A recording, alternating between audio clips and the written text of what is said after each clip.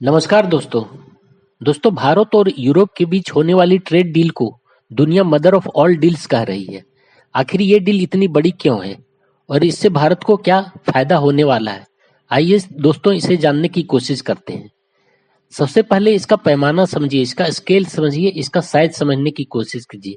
भारत और European union मिलकर दुनिया के लगभग 25% जीडीपी और 2 बिलियन लोगों का मार्केट कवर करेंगे। यूरोप दुनिया का सबसे बड़ा ट्रेडिंग ब्लॉक है और भारत विश्व की सबसे तेज गति से बढ़ने वाली अर्थव्यवस्था है और दुनिया की चौथी अर्थव्यवस्था है और यहाँ की आबादी सबसे बड़ी दुनिया में है। इसलिए यह दुनिया के लिए एक बहुत बड़ी मार्केट है। इसे इसीलिए मदर ऑफ ऑल डील्स कहा जा रहा है, संक्षेप में इसे कह सकते हैं। आइए दोस्तों इसे थोड़ा विस्तार से जानने की कोशिश करते हैं। भारत को इससे आखिर सबसे ज्यादा क्या फायदा होगा, क्या फायदा होने वाला, सीधा सीधा इसे जानने की कोशिश करते हैं। भारत के लिए ये डील गेम चेंजर इसलिए है क्योंकि इससे IT services, pharma, textile, James and jewellery और कई सेक्टर्स को यूरोप जैसे हाई वैल्यू मार्केट में सीधी पहुंच मिलेगी। भारत को ज्यादा एक्सपोर्ट्स, ज्यादा निवेश और ज्यादा नौकरियां मिल सकती है। यूरोप को भी बड़ा बाजार मिलेगा भारत में, जिससे वो अपने कार, जो कि बड़ी बड़ी कंपनियां, कार बनाने वाली बड़ी बड़ी कंपनियां यूरोप में है, वो अपने कार को भारत में बेच सकेंगे। ज्यादा बड़ा मार्केट उन्हें मिलेगा। मशीनरी, वाइन, लग्जरी गुड्स और टेक सेक्टर में भी उन्हें मार्केट मिलेगा। मतलब दोनों तरफ फायदा होगा, दोनों देशों को फायदा होगा, दोनों गठबंधन को फायदा होगा, यूरोपियन यूनियन तथा भारत। 20 साल की लंबी जंग के बाद 20 साल की लंबी डिबेट डिस्कशन के बाद ये फाइनल शेप लेने जा रही है। ये बातचीत 1-2 साल में नहीं हो रही, ये पिछले 2 दशकों से ये बातचीत अटकी हुई थी। किसी न किसी बात को लेके ये अटक जा रही थी। इसे मतलब फाइनली ये कंक्लूड किया जा रहा है। इससे यह बहुत बड़ी डिप्लोमेटिक जीत है और भारत की बढ़ती बातचीत क्षमता को भी यह दिखलाता है कि भारत का वर्चस्व कैसे विश्व में बढ़ रहा है। यह भी दिखलाता है ये ट्रेड डील। अब जानने की कोशिश करते हैं कि इस डील में जियोपॉलिटिकल इश्यूज कैसे इन्वॉल्व हैं या इन्वॉल्व हो सकते हैं।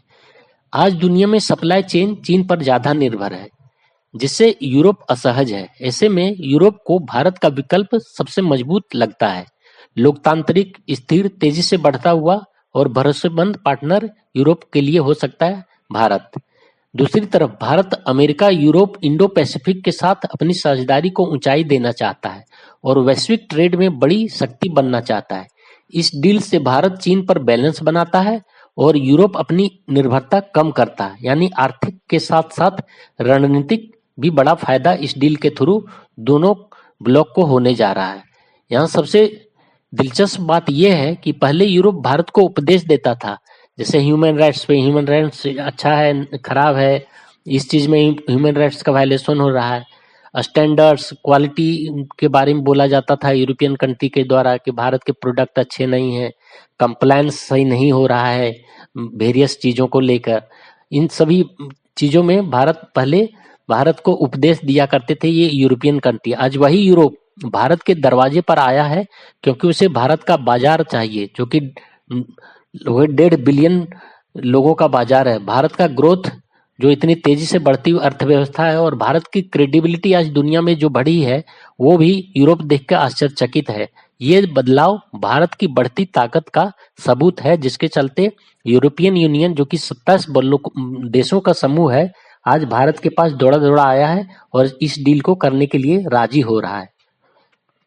अब जानने की कोशिश करते हैं कि ये जो ट्रेड डील यूरोपियन यूनियन और भारत के बीच होने जा रही है, ये ट्रेड के अलावा इसमें क्या चीजें शामिल हो सकती हैं। ये एक तरह से कम्प्रिहेंसिव पार्टनरशिप है और इसमें शामिल है गुड्स का ट्रेड तो होगा ही, एक दोनों ब्लॉक यूरोपियन यूनियन और भारत के बीच गुड्स का ट्रेड तो होगा ही, सर्विसेज का भी ट्रेड होगा, जिसमें आईटी सेक्टर हो गया और भी अकाउंटिंग, फाइनेंशियल सेक्टर, इसमें जो सर्विस जो प्रोवाइड किए जाते हैं, इससे रिलेटेड भी ट्रेड होगा।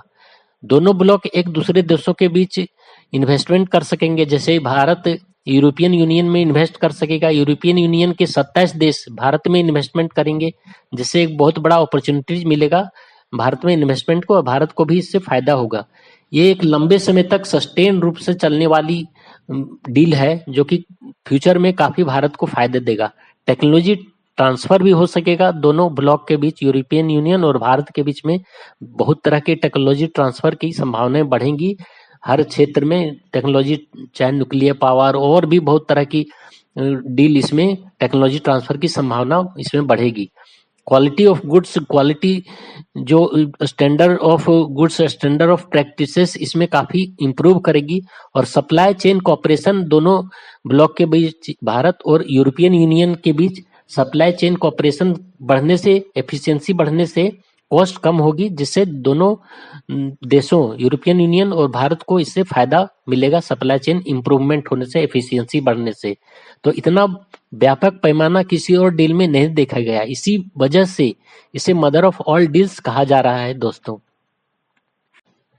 अगर ये डील भारत और यूरोपियन यूनियन के बीच अगर साइन हो जाती है, जिसकी संभावना काफी है, लगभग सभी फॉर्मेलिटीज पूरी हो चुकी है, तो संभावना तो काफी है।